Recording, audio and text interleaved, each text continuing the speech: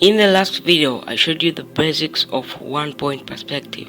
In today's video, I'm going to teach you the basics of 2-point perspective. First thing you need to understand in 2-point perspective is how the object it appears based on the horizon line related to the two vanishing points. Now, 2-point perspective is generality is just as it sounds, where there is two vanishing points and in each point there are some vanishing lines leading toward each point, and basically the intersection of those vanishing lines is where the object is supposed to be.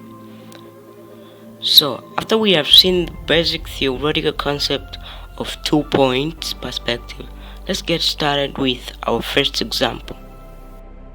And the position of object can be on either of the side, including the dead center of the page.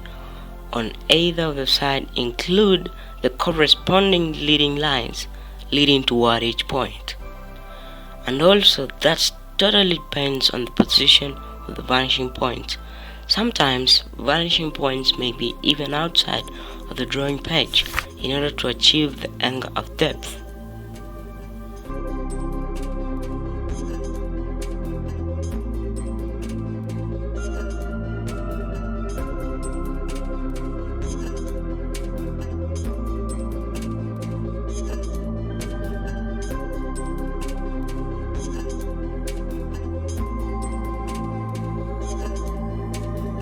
As we've seen in 1-point perspective, that objects can appear like vanishing from one point, but in 2-point perspective, the objects appear at a slight angle of depth.